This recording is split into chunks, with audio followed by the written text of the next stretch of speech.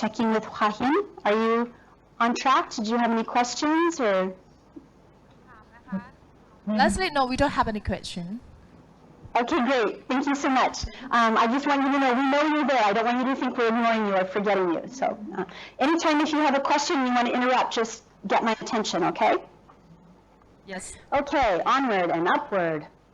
E-learning itself, people tend to talk about it as kind of its own entity, you know.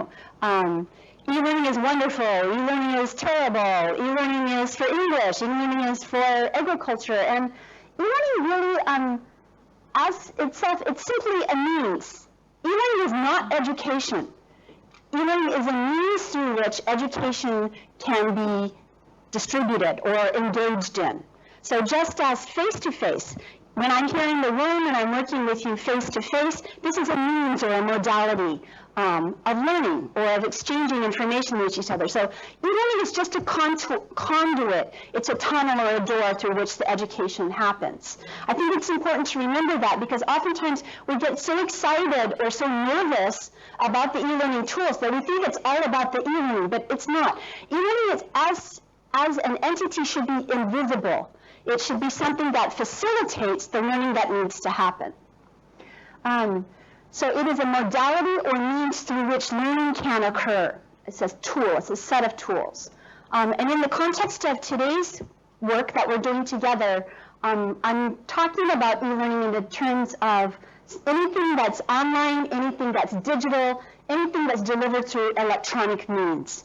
And I want to be specific about that because if you look on the internet, on Google or whatever, Yahoo, and you look for a definition of e-learning, you're going to find hundreds, maybe thousands of different definitions. So just so that we're all on the same page. It can provide a lot of options for professional development and open doors. I think it's important for you to remember that you are the decision maker, you're in the driving seat. You choose the ones that are the best fit for your needs.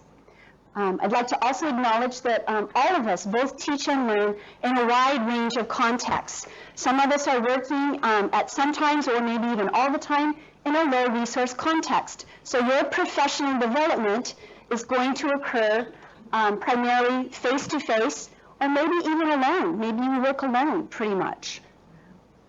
Maybe you're using primarily traditional materials such as pen and paper and books. Maybe a little bit high-tech, something like radio. So professional development can happen with or without e-learning. You don't have to have e-learning to have it happen. We can all be professionally developing all the time, depending on our context. In a higher resource context, which is the one that we're talking more about today, we tend to talk about some of the devices that allow us to engage in e-learning. So when I look around the room, I see some of you have more than one, if I may. I see things like smartphones, sort of this size of a tool or a device. And then at the same table, I see one that's a little bit bigger, sort of this size, sort of a device that allows e-learning. And back here, we have one that's like the next size up, sort of iPad size. And going around the room, then we see some people with laptops. This whole room is one big screen that is allowing us to engage in e-learning. So it can be a device, it can be one of many kinds of devices. Also important to have, to run that tool, is you need electricity or batteries, some form of go juice. And for truly high-end context, you need connectivity. We talk about bandwidth or internet connectivity.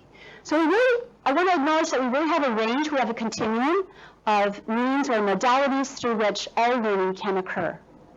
ท่านอาจารย์เวสลีย์นะคะก็บอกว่า e-learning นี่นะคะเป็นแค่ tool นะคะเป็นเครื่องมือที่เราจะแสวงหาความรู้ผ่านทาง e-learning นะคะซึ่งเราก็สามารถที่จะเลือกให้เหมาะสมกับเราได้นะคะหรือว่าเลือกความรู้ที่เราต้องการได้นะคะในส่วนของ เป็น e-learning เนี่ยก็เป็นอีก tool หนึ่งในการที่เราจะพัฒนาวิชาชีพของเราพัฒนาตัวเรานะคะเพื่อให้มีความรู้มากขึ้นและอาจารย์ก็พูดถึง low กับ high resource context นะคะซึ่งในที่ผ่านมานะคะเราก็ส่วนใหญ่การอบรมนะคะหรือการพัฒนาครูการพัฒนาวิชาชีพของเราเนี่ยก็มักจะอยู่ในลักษณะที่เป็น face to face นะคะคืออบรมกับวิทยากรนะคะโดยตรงนะคะหรือบางครั้งเราอาจจะเรียนรู้เองนะคะอ่านเองนะคะศึกษาเองนะคะแล้วก็สิ่งที่เรานำมาประกอบการศึกษาหาความรู้ของเราก็คือนะคะเปเปอร์กระดาษปากกาหนังสือนะคะแต่ว่าพอมาถึงในยุคปัจจุบันนะคะยุคดิจิทัลนี่นะคะก็จะมีเครื่องมือนะคะที่ทันสมัยขึ้นนะคะทั้งคอมพิวเตอร์ทั้ง iPad ทั้ง iPhone ทั้งโทรศัพท์มือถือในทุกรูปแบบนะคะแล้วก็นอกจากนั้นก็คือว่าซึ่งอุปกรณ์เหล่านี้แน่นอนสิ่งสำคัญที่ต้องใช้คือแบตเตอรี่นะคะไฟฟ้านะคะแล้วก็ connectivity นะการเชื่อมต่อแบนด์วิดต์นะคะแล้วก็การเชื่อมต่อมี Wi-Fi มีอินเทอร์เน็ตอะไรพวกนั้นนะคะค่ะ Thank you. All right. So let's look at some examples of lower bandwidth or text-only kinds of options for professional development. One example of a lower bandwidth free resource is a website called eTandem Network, and this is out of Europe.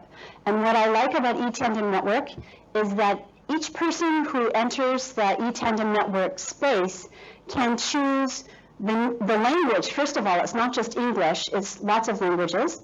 You can choose the means.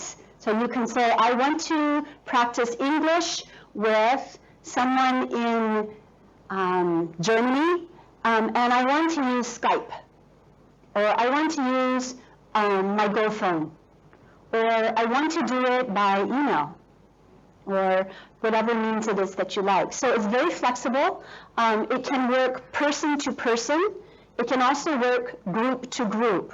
So it's a very nice free academic service. You can sign up. You can even agree to practice more than one language. I will practice Thai with you if you will practice English with me. And you could even do it with groups or even small classes. And again, all of this information is on your PowerPoint slides, so make sure that you get a copy of this if you're in our studios today. If you're not in our studios, this will be posted on the website as well, so you can download a copy from the World Thai Distance Learning Foundation website. Okay. Another example of a very strong resource comes from NPR News, National Public Radio. And NPR News has a reputation for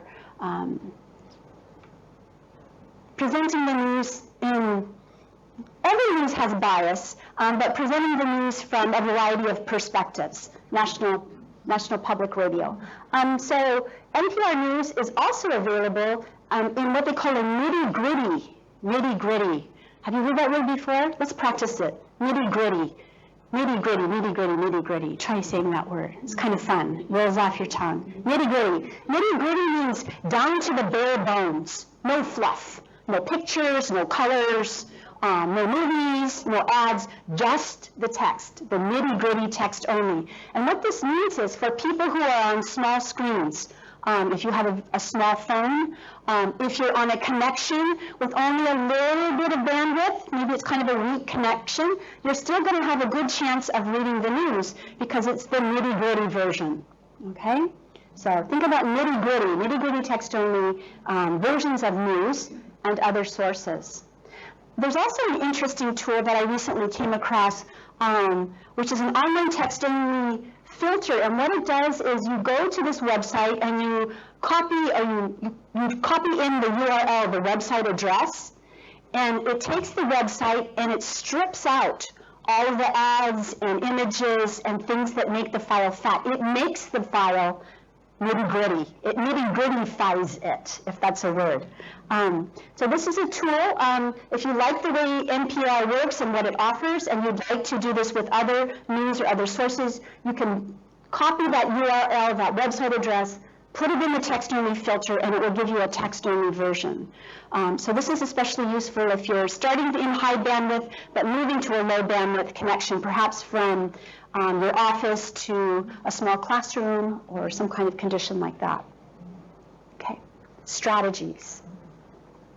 ค่ะที่อาจารย์เลสลี่นะคะก็แนะนำซอร์สที่เป็น lower bandwidth นะคะซึ่งเป็นส่วนใหญ่จะเป็น text only นะคะอันแรกคือ e-tandem network ซึ่งอันนี้เนี่ยมีความยืดหยุ่นมากเลยสามารถเลือกภาษาเลือกวิธีใช้ได้อย่างเช่นว่าจะใช้ผ่าน Skype ผ่านอีเมลนะคะหรือว่าใช้เป็นรายบุคคลใช้เป็นรายกลุ่มได้นะคะแล้วก็อีกอันก็เลือกวิธี text only NPR news นะคะซึ่งอันนี้ก็ใช้กับ bandwidth ต่ำๆได้นะคะคือจะเป็นหมายความว่า text อย่างเดียวไม่มีภาพไม่มีสีไม่มีอะไรไม่มีวิดีโอไม่มีอะไรเลยนะคะซึ่งตรงนี้เนี่ยก็เหมาะกับโรงเรียนของเราหลายๆโรงนะคะซึ่งการ connectivity นี่อาจจะยังไม่สะดวกมากนักนะคะค่ะแล้วก็โดยอาจารย์ก็บอกว่าใช้ text only filter นี่นะคะด้วยนะคะก็จะเป็นเครื่องมือที่จะช่วยแปลงนะคะสิ่งที่อาจารย์อยากได้ resource ที่อาจารย์อยากได้นี่โดยดึงแต่ text ออกมานะคะโดยที่ไม่มีภาพไม่มีอะไรนะคะไม่งั้นถ้ามีภาพมีอะไรด้วยเนี่ยบางทีกว่าจะโหลดได้ใช่ไหมคะใช้เวลานานมากนะคะอย่างที่อาจารย์ก็คงประสบปัญหาอยู่ทุกวันนี้ถ้าเราดึงแต่ text ออกมาใช้นะคะก็จะสะดวกขึ้นค่ะThank you. I see some of you making use of it already, checking websites in the room as we're working together. That's great. So what are some examples of some higher bandwidth professional development resources? At the higher end, there are a lot of ready-made videos of very high quality. I'm not talking YouTube here. These are teams of educators and curriculum design specialists who have put very rich, very deep resources together for teachers to take advantage of. One of the nice things about videos is that it gives you an opportunity to peer into another teacher's classroom. So it's a way to get to look at what are other teachers around the world doing. What do some of the best practices look like? So it's one thing to read about them on a piece of paper. I hear again and again from people the ability to watch what people are actually doing. What does that mean? What does that look like in the classroom? Very valuable. Annenberg has an amazing set of resources not only for English but for a wide variety of disciplines. Any of you who are working in thematic or content-based kinds of curriculum, maybe you teach English about agriculture or environment is one of the themes in your English class or in your English text. These can be a wonderful resource for both English and the content area as well. Another very fine resource comes from the Buck Institute for Education, BIE. I'm pretty sure that's a com, that might be an org as well. They focus a lot on project-based learning.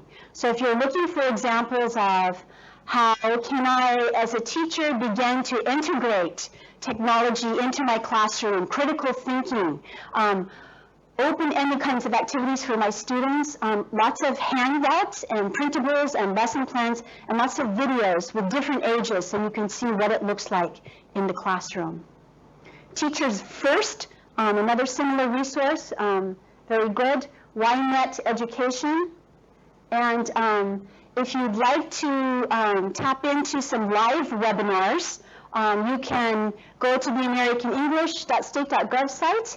They have periodically live webinars on all kinds of English language teaching topics. It's possible to join with educators from around the world. They also do a very nice job of archiving the webinars that have already taken place. So there's probably, I don't know, 40, 50, maybe more of them archived there from recent years, so you can go back and watch them at your convenience as well.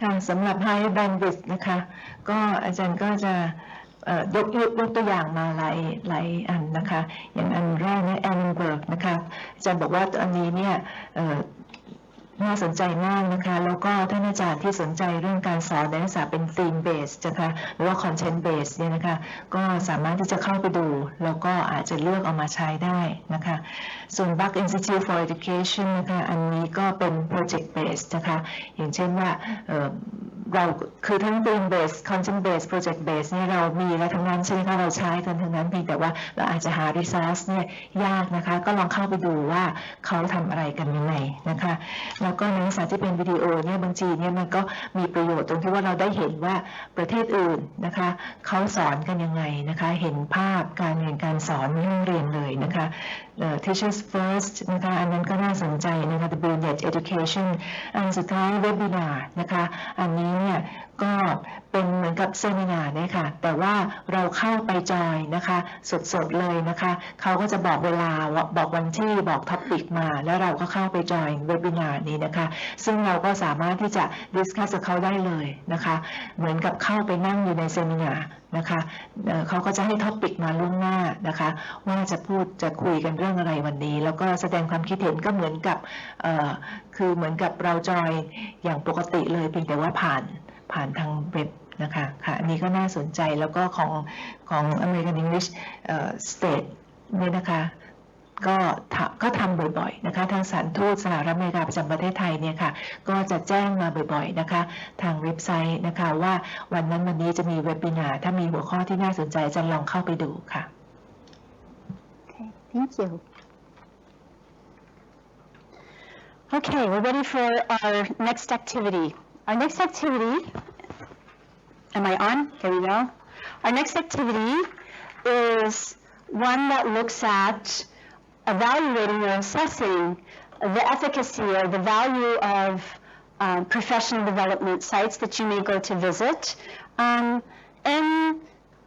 stepping back to think a little bit about how we select those sites and what it means to use them for our eyes and our brains. We want to make this kind of learning as easy as possible on our eyes, on our brains. If the websites that you're working with are giving you a headache, you're probably not going to remember a lot of the information from them.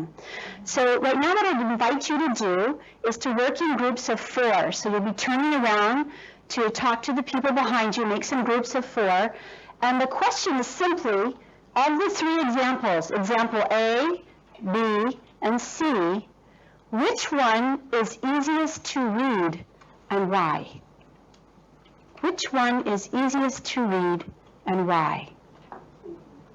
ค่ะกิจกรรมนี้นะคะท่านอาจารย์เลสลี่ก็เอาตัวอย่างนะคะเว็บไซต์มาให้3ตัวอย่างนะคะคือการที่เราจะเข้าไปหาข้อมูลนะคะแหล่งข้อมูลแหล่งความรู้อะไรตามเว็บไซต์นี่นะคะอย่างหนึ่งก็คือว่านอกจากเขาจะมีข้อมูลดีๆแล้วเนี่ยต้องทำนะคะต้องอ่านง่ายด้วยนะคะหรือว่ามีคุณสมบัติอะไรอีกนะคะอาจารย์ก็ยกตัวอย่างมาให้3เว็บไซต์เนี่ยนะคะว่าอาจารย์ก็ให้ดูว่าอันไหนที่ดูอ่านง่ายที่สุดนะคะที่เพราะว่าอาจารย์บอกว่าจะต้องดูว่า for eyes กับ for brain นะคะต้องประกอบกันไปทั้งค่ะ Do you guys want to turn around or yeah, great. Thanks.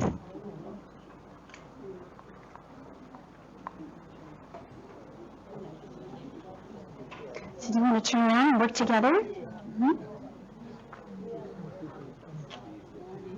Which one? Yeah. ถ้าอาจารย์ทั้งที่กรุงเทพและหัวหิน Turn around and work with these guys, make a group. ถ้าอาจารย์ดูภาพบนจอนะคะอาจารย์จะเห็นว่า Small group discussion. อันกลางเนี่ยพื้นเป็นสีเขียวนะคะไม่ใช่สีดำอย่างในชีทนะคะอย่างในแฮนด์เอาท์นะคะอันกลางเป็นสีเขียวค่ะอาจารย์ลองดูภาพบนจอประกอบนะคะในการตัดสินใจเลือกค่ะ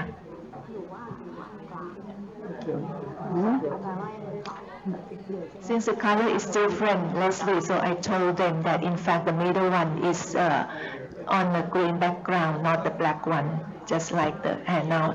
So that it's showing up with a different color? Yeah. So I suggested they choose from the screen. Good, yeah. Okay. Although in fact, it's okay that that it showed up this way because they sort of demonstrate the point equally well. But yeah, thank you, that's good information. We're about ready to come back together. I'm going to ask Alex and Ed to help me count the votes around the room so we can see what kind of numbers we get here. All right, are you ready to vote? All right, everybody who thinks that who believes that A is the easiest to read, raise your card. We're going to count your cards, your votes. Any votes for A? Okay, how about B? Anyone votes for B? Hold Yeah, your we have cards a lot up of B really high. here. Ed and Alex are going to count them for me.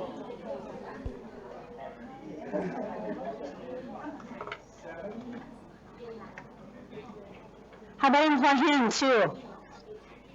อาจารย์โชว์ B อีกครั้งหนึ่งค่ะ We have a lot of B here, Leslie. We vote B. Okay. How many for B in Bangkok? 8. 8 for B. How many for B in Hua Hin? How many? เท่าไหร่คะ 16. 16. Okay. Right. All right. In Bangkok, how many vote for C? How many vote for C? Let's count.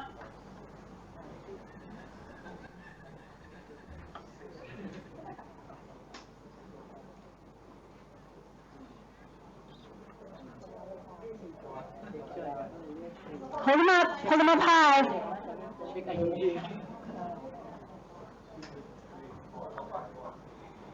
Four. So 4 groups. In Bangkok, we're doing groups. Yeah. But that's okay. We'll do 4 groups times the number we have. How about in Hua Hin? How many for C? 1, 2, 3, 4, 5, 6. We have 6 C's here. Okay, good. So it looks like we have a pattern emerging. So in both sites, nobody chose A, okay? About 2/3 of the people chose B, and about 1/3 chose C. Okay, so let's talk first about why. Let's try to make this explicit. What is the criteria? Why is A difficult to read? And you can raise your hand. It might have to have you guys still around the room in case, yeah, so we can. Why is A not easy to read? Small font. So we have someone up here who says small font. Yeah, the letters are very, very small. In fact, it may surprise you to read that the letters are not that much smaller than B, but because of other issues, they appear even smaller than they are. Okay, good. What else? What else makes A difficult to read? The gentleman in red. It's colorful. It's colorful to the point that it interferes. It's too colorful. So the color of the reds and the yellows with the white, it's very, very contrast. Good. Okay. Another idea.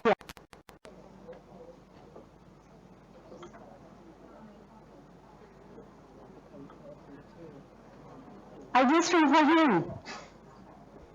It's A difficult to read. Yes, and I think example A, the letters there are too small. So. Okay, good. So the letters are too small.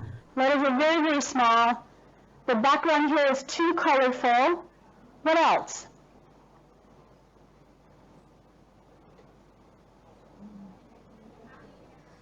What's going on here? What's going on up here? Yeah. I think I feel Their confused. colors are very light. The background is very light, and the colors themselves are light. So it's hard to read them. We say there's not enough contrast. There's not enough contrast. What's going on? What's going on up here? Up at the top? What do these mean? I don't know. Do you know what they mean? No. We have more icons here. Arrows going down. Arrows going up. Arrows going this way. Arrows going up there. There are a lot of images or icons on the page, but it's really not clear what they're doing or what they're for. Okay? Okay. Anything else about this site? The instructor of this site chose the same academic elements. So let me tell you that. Here we have homepage, homepage, homepage. Here we have announcements, announcements, announcements.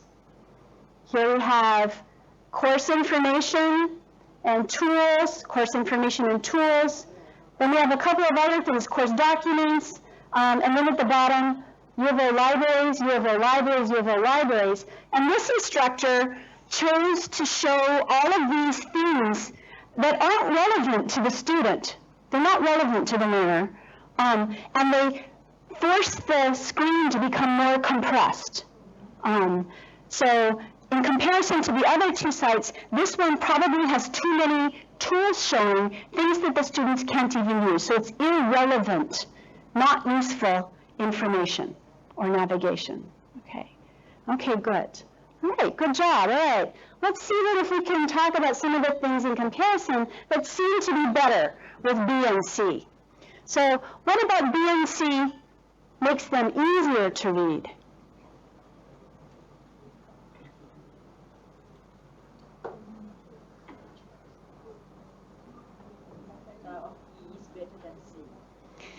Okay, so we have comments saying, I think B is better than C, but let's see if we can say why. Let's see if we can tease out those criteria.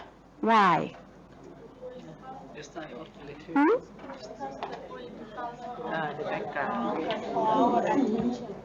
Okay, so one of the key differences between B and C is that example B has a green background and example C has a white background. And so then we have white letters here and dark letters here. So certainly a solid color is easier to read than a mixed color. All right, so we agreed on that. Solid colors are easier to read. Okay, what else about B and C seems to be working well?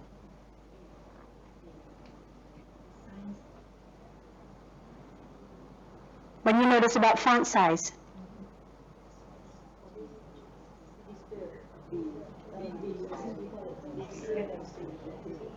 So the font size for both B and C is larger than A. Okay, so we can say large font size. What do you notice about icons? Little images.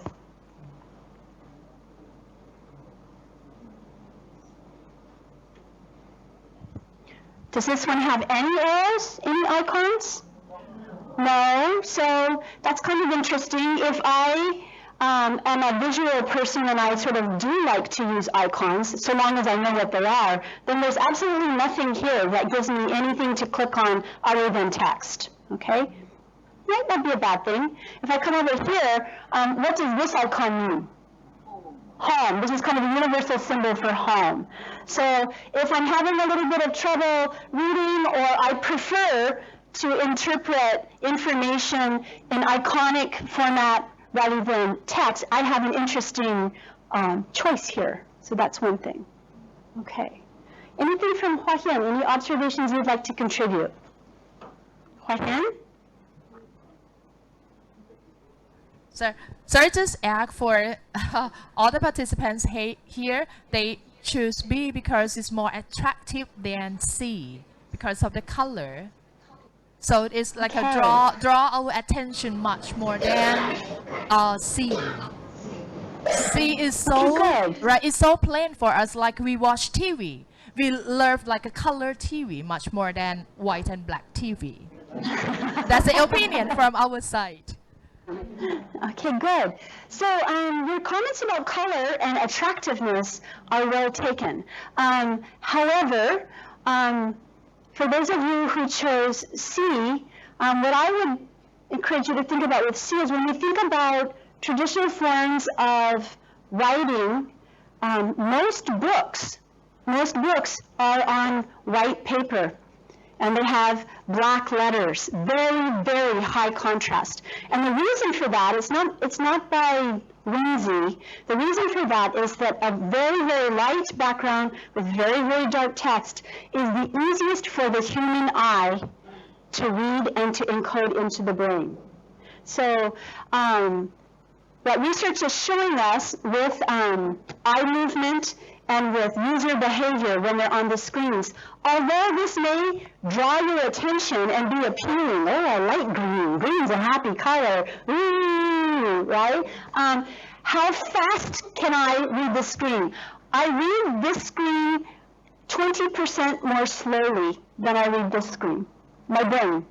It doesn't matter do I like the color or don't like the color. It's just the biology of my eye permits me to read the information on a white screen with dark lettering faster.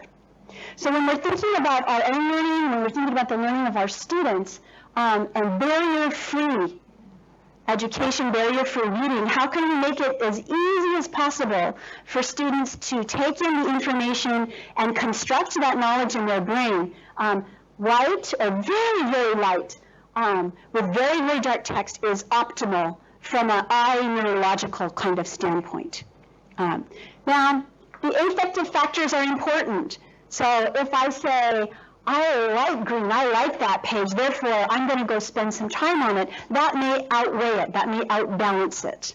So there's not just one right answer, but I want to leave you with some food for thought so that when you're choosing your own professional development, e-learning or other activities, or you are analyzing and selecting activities for your own students, to give this kind of criteria some thought, some analysis. ค่ะอันนี้ก็เป็นกิจกรรมที่เป็นตัวอย่างนะคะว่าเมื่อท่านอาจารย์จะเลือกนะคะแหล่งข้อมูลนะคะในลักษณะนี้นี่นะคะให้กับตัวท่านอาจารย์เองหรือว่าให้นักเรียนก็ตามนี่นะคะก็น่าจะพิจารณาถึงองค์ประกอบหลายๆอย่างนะคะของแหล่งข้อมูลนั้นๆด้วยนะคะอย่างเช่นว่าอ่านง่ายหรือไม่นะคะตัวอักษรใหญ่ไหมใช้สีมากเกินไปไหมนะคะมีเน้นคำให้เห็นไหมหรืออะไรอย่างนั้นนะคะเพื่อที่จะได้เลือกที่จะเหมาะสมที่สุดค่ะ Ajahn Mehta pointed out to me when she was watching while all of you were working, and she said, yeah, if you look at the PowerPoint printout in black and white, and you look at these same screens here, the one in the middle it's not green. What color is it? It's black. It's black. So in that case, you've got a very nice example of black and white reversed. And I think if we look at these three images in only black and white with the green taken away, we can see that black with the white background, it is harder to read. It is more difficult for the eye to read. I don't know. Do you find yourself doing it? I find myself doing kind of this. Yeah, when I'm looking at it. Yeah? Okay. Thank you for that careful insight, that helpful insight. All right, moving on. So we talk about this kind of criteria in terms of desktop publishing. So whether you're engaged in somebody else's professional development or maybe you're creating professional development for others, very important to be aware of and consistent with fonts and sizes. So a number of you said, oh, the fonts are too small, I can't read them. We see this a lot with PowerPoint kinds of presentations, even ones that I pull down from the web on professional development sites. A general rule of thumb for PowerPoint is no more than 6 bullets or 6 lines. 6 lines maximum. Use consistent fonts, consistent sizes, use images and icons appropriately. As much as we love the dancing doggies, those cute little jumping doggies and hearts and those kinds of things, they are very distracting for the human eye. And they're not appropriate in an academic context. So if somebody says to me, oh, go check out this website, it's a good one for professional development, and I go and I see it's got yellow background and pink letters and dancing doggies, my academic expertise is going to say, I'm not going to get a lot out of this site. I'm going to be so distracted, and it's going to be so hard to read. Maybe it's not worth my time. So using those analytical skills as you approach your own professional development and being a little bit picky about which ones you choose to engage with is probably a good idea. If you want to know more about color contrast, what kinds of color combinations are easy for the eye to read, this is a really nice tool from WebAIM. And what you do is you go to this website, you copy paste in the URL of a site, or you can choose the colors, and it gives you a rating. It tells you pink background with yellow letters, it tells you light pink background with dark brown letters, okay, so it kind of gives you thumbs up and thumbs down on color combinations. Okay, I'm not a graphic designer. I'm an English teacher, and sometimes I have to produce materials, and I'm not as confident with that, so I love tools like this because I can go to it, and it gives me an objective response right away. You know, that's a bad idea, Leslie. Oh, that's a good idea. So, yeah, tools, using tools effectively. Do you want to sum up it all, or? ค่ะ desktop publishing guide นะคะอาจารย์ก็ยกตัวอย่างอย่าง PowerPoint นี่นะคะสไลด์ที่เราทำกันเนี่ยนะคะอาจารย์บอกว่าอย่างเช่นความยาวเนี่ยน่าจะประมาณอย่างมากที่สุดก็6 บรรทัดนะคะแล้วก็ฟอนต์ก็ต้องใหญ่ด้วยนะคะแล้วก็ในส่วนของไอคอนหรือว่าภาพนะคะที่เป็นภาพเดี๋ยวนี้ใช้กันเยอะใช่ไหมพวกแอนิเมชันอะไรเนี่ยนะคะแต่ว่ามันไม่น่าจะเหมาะกับ professional development นะคะคือถ้าเป็นสำหรับเด็กนักเรียนนะคะโดยเฉพาะเด็กประถมของเราเนี่ยที่เราจะใส่เข้าไปให้ช่วยความสนใจนั้นก็อาจจะใช้ได้แต่ว่าถ้าในเรื่องการอบรมนะคะการหาความรู้นะคะของครูนี่ก็อาจจะไม่ควรจะใช้มากนักนะคะค่ะ Thank you. So if this is one of your pathways to professional development, we looked at some low resource opportunities, some examples of high resource, high bandwidth kinds of opportunities. If you're interested in readability, universal design, accessibility for you, for all of your students, these are some recommendations on websites that you can go and pursue. Lots of information in this area for those of you who may be interested.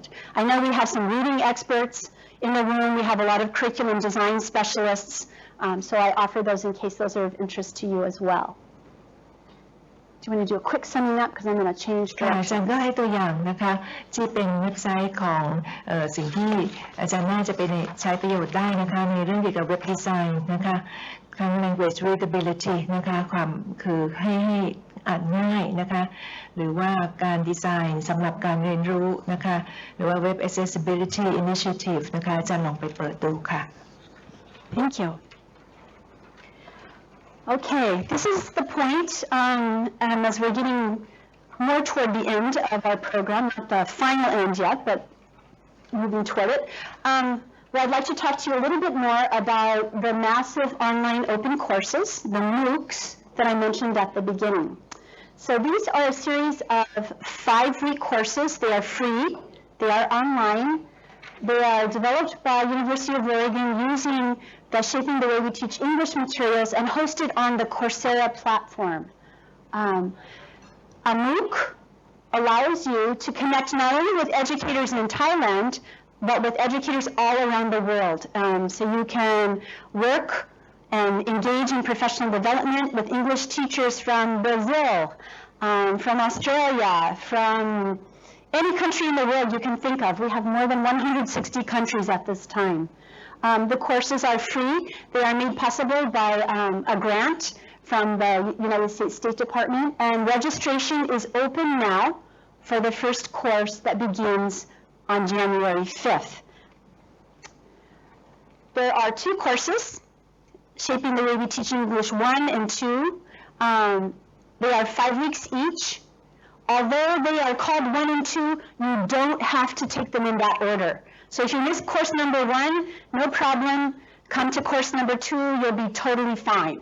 And if you start with course number 2 and then later in April or June you want to try course number 1, that's okay too. So you can do them in any order. Okay. Questions before we go on? What I'd like to do, since we seem to have a little bit of extra time, is point you to the names of the course. So the first one is Shaping the Way We Teach English, the Landscape of English Language Teaching. And it's on the Coursera platform. If you don't remember anything else except Coursera, go to Coursera and look up University of Oregon or Shaping the Way, and the courses will come right up, okay?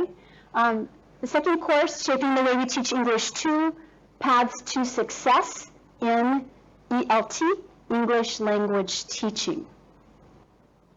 So what I'd like to do, you have this information in your slides. You can download the slides from the Royal Thai Distance Learning Foundation website. We have a few minutes. I'd like to go to the Coursera site and show you what the course looks like a little bit and point you to the places to register. And that means switching over to my laptop. Yeah. So is that possible at this time? Oh, look at that. These guys are amazing here. It's like magic. Thank you so much. Okay. So the first thing I'm going to do is just make this a little bit larger so that I can show you, hopefully, the website up at the top of the page. Is there anything we can do to fine-tune the resolution a little bit, or maybe it's just because it's on the web? But up at the top, Coursera.org, and the University of Oregon's logo. Coursera has a search box. So again, if you remember just part of the name of the course, you can search for it, and it will come up. Scrolling back down, the font is much too small. We are not going to try to read this on the screen. But what I think you can be able to see is the introductory video so that you can learn a little bit about it. And I'm going to see if I can make that larger. And we're going to do wonderful tricks with our microphone so that you can hear it. Okay. Thank you. All right, let's give this a try. Are you ready? Set? Go.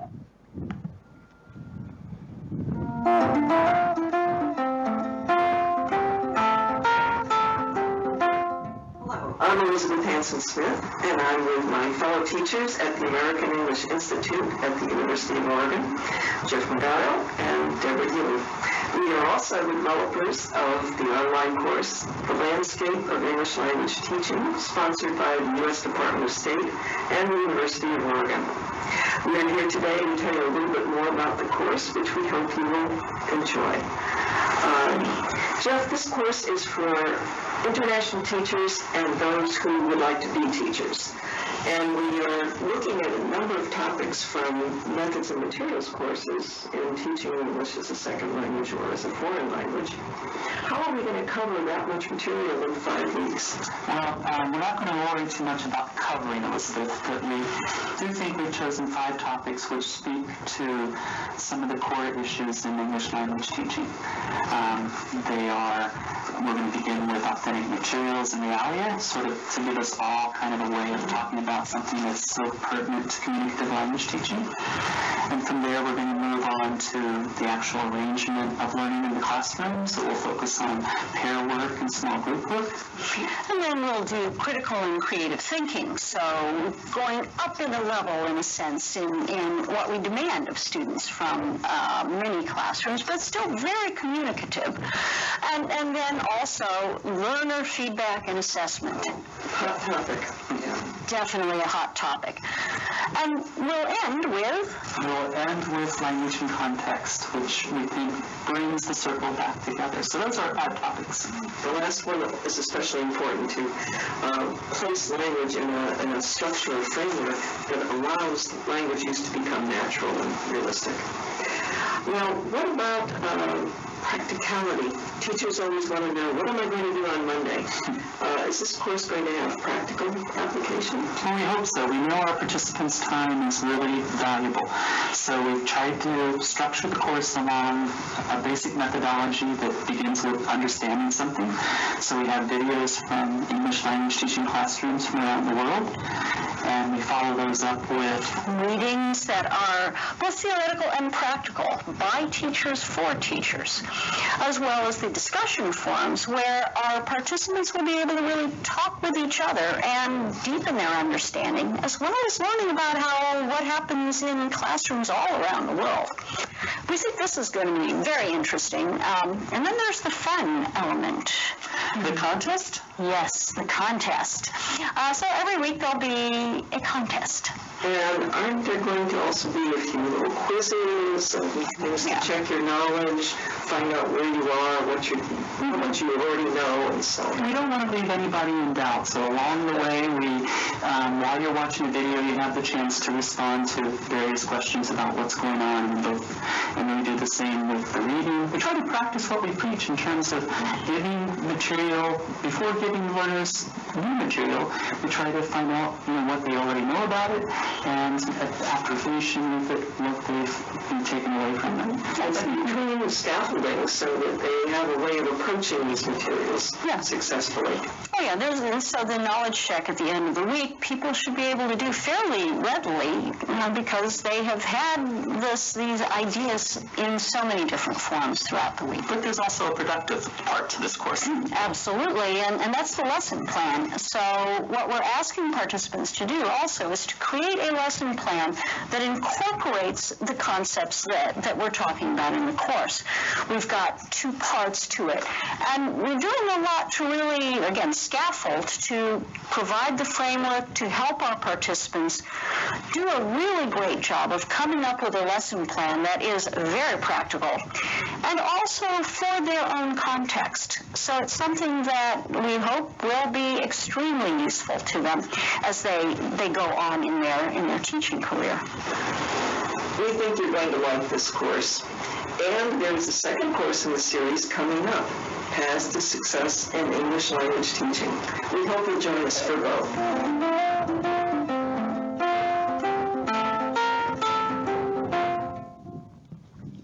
Okay, thank you, Deborah and Jeff and Elizabeth, my esteemed colleagues. If this is a professional development opportunity that interests you, you can go to the website and you click on join the class, and it will walk you quickly through some very basic steps to sign up. Again, the registration is free. I would love to see more colleagues from Thailand participating. And this is something, if you're kind of a person who prefers to work alone, you can work alone. It's something you could do at your school, get together with some colleagues, do it during lunchtime or while you're eating a little bit, and you can stop and start it. So you can do a little bit at a time or a lot of bit. It's available 24/7 around the clock, so it's self-access kinds of materials.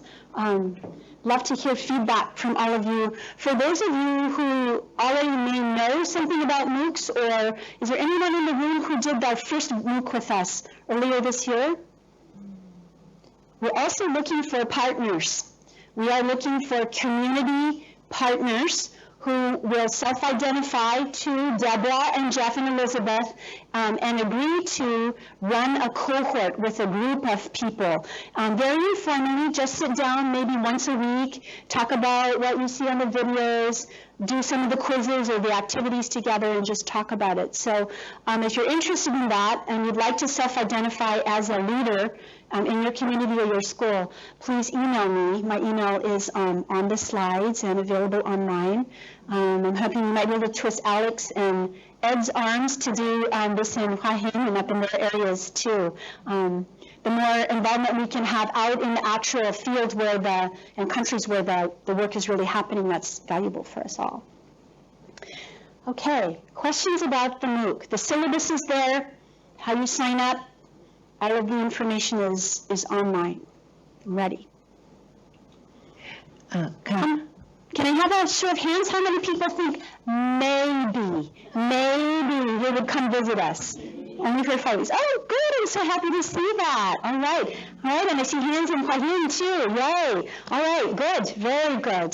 If you have questions at all, please do contact me.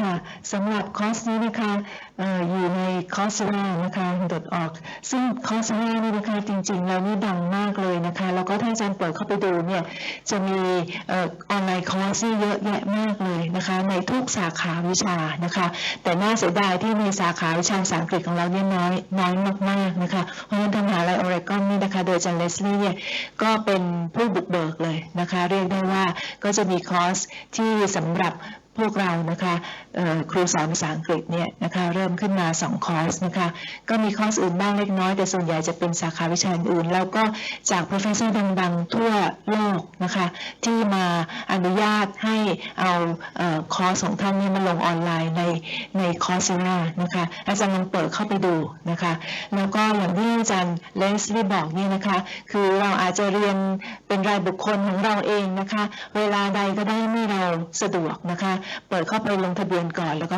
ค่อยๆเรียนไปนะคะหรือว่าบางท่านนะคะที่มาที่นี่ก็เหมือนท่านเป็นศึกษานิเทศนะคะท่านก็อาจจะไปรวบรวมกลุ่มนะคะคุณครูภาษาอังกฤษในเขตพื้นที่ของท่านนะคะหรือว่าค่ะในส่วนที่บริเวณที่ท่านรับผิดชอบเนี่ยเป็นกลุ่มแล้วก็มาเปิดแล้วก็เรียนด้วยกันนะคะเป็นกลุ่มได้นะคะอย่างที่อาจารย์เลสลี่บอกนะคะเมื่อมีเวลาว่างนะคะหลังเลิกเรียนนะคะหรือว่าต่างคนต่างเรียนแล้วก็มาคุยกันนะคะว่าควรจะดิสคัสกันเรื่องอะไรนะคะมีความเห็นเรื่องอะไรยังไงบ้างตรงนี้เนี่ยก็เป็น professional development ในลักษณะหนึ่งซึ่งในยุค IT นะคะยุคดิจิทัลนะคะเราก็สามารถที่จะรับการอบรมนะคะหรือพัฒนาตัวเองได้โดยเราไม่ต้องออกจากห้องเรียนไม่ต้องทิ้งนักเรียนของเราไปนะคะเราสามารถที่จะค้นคว้าหาแหล่งความรู้เหล่านี้ได้เองนะคะและโดยเฉพาะอย่างยิ่งที่มีท่านอาจารย์เลสลี่เนี่ยเป็นผู้ที่ผลิตนะคะกำกับดูแล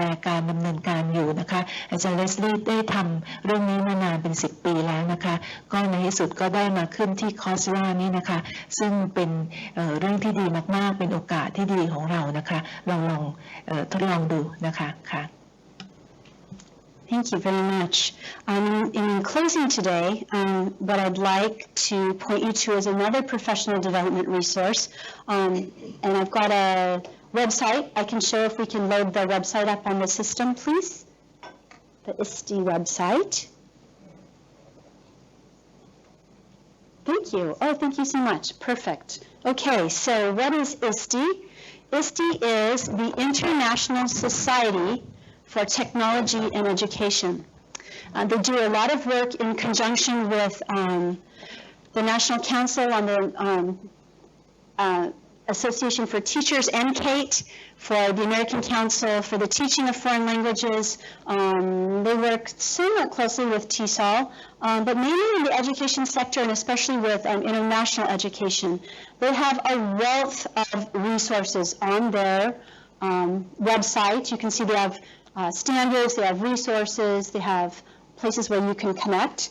And they happen to have their large campus and warehouse based very near the University of Oregon in the same city. And we've worked closely with them for a long time. And recently, they called me on the phone and said, Leslie, we have some extra books in our warehouse, and we wonder if you know of any international educators who might like them. And I was coming to Thailand, so immediately I thought of all of you. And so I'm happy to say that we have 3 book donations from the International Society for Technology and Education, and everyone here in Bangkok and everyone in Hua Hin will get a copy of at least one of the books. So this is a gift not from me, but from ISTE. So the first one, the blue one, is Differentiating Instruction Through Technology. It talks about what is a 21st century learner, what is a 21st century teacher, what are some examples of incorporating technology in many ways into your classes and into your own learning too. So differentiating instruction with technology is one. I can set it up here maybe. Is that good? It's windy. We've got the wind. Thank you. All right. The second one that I have a good number of copies of is called Web 2.0 for educators. And this is like a dictionary, an encyclopedia of examples of websites that you can go to for English, for marine biology, for professional development, for all kinds of things.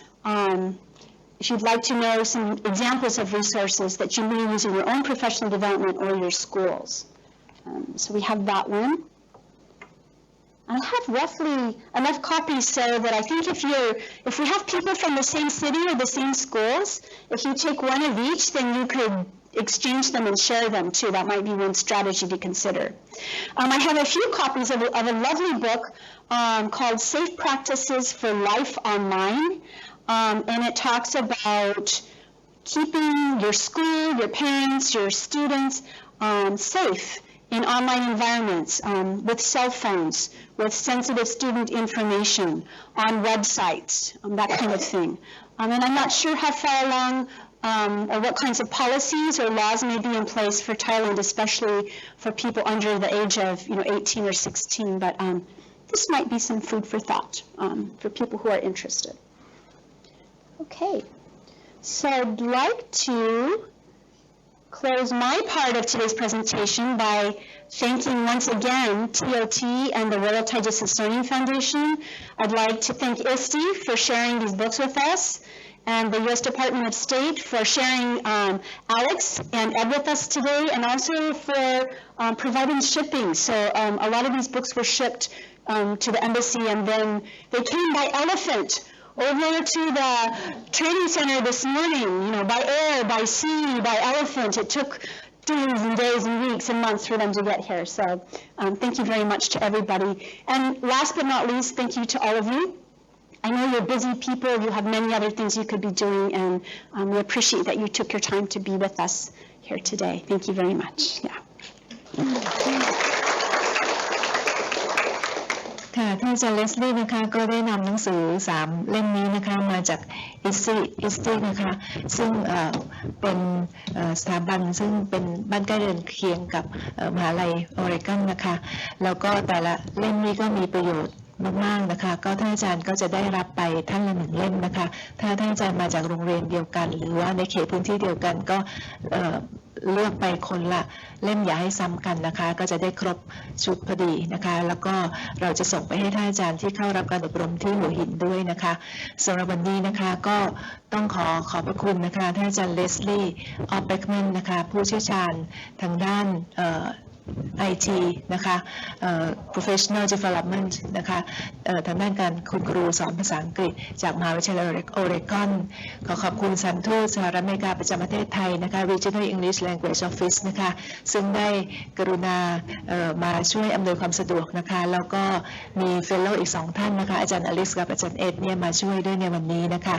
และขอบคุณบริษัท TOT จำกัดมหาชนนะคะซึ่งเป็นพันธมิตรของเรามาตลอด10 กว่าปีที่ผ่านมานะคะในการที่จะนำส่งความรู้นะคะไปถ่ายทอดออกอากาศทั่วประเทศนะคะโดยเชื่อมต่อสัญญาณกับสถานีวิทยุโทรทัศน์การศึกษาทางไกลผ่านดาวเทียมที่วังไกลกังวลนะคะที่หัวหินและขอบคุณทุกท่านนะคะท่านอาจารย์ทุกท่านที่กรุณาสละเวลาเดินทางมาเข้าร่วมเซสชั่นพิเศษในวันนี้นะคะซึ่งบางท่านเดินทางมาจากต่างจังหวัดมาไกลถึงนครสวรรค์นะคะแต่ว่าก็เป็นผู้ที่เหนียวแน่นนะคะกับการอบรมของเราในทุกๆครั้งนะคะแล้วก็ท่านอาจารย์ที่มาใหม่นะคะก็เราก็จะขอเก็บเบอร์ติดต่อนะคะรายชื่อของท่านไว้สำหรับการอบรมในคราวหน้านะคะซึ่งเราก็จะมีการอบรมเช่นนี้เรื่อยๆไปนะคะค่ะขอบคุณมากค่ะสำหรับวันนี้ก็คงจบเพียงเท่านี้นะคะขอบคุณค่ะสวัสดีค่ะ Thank you.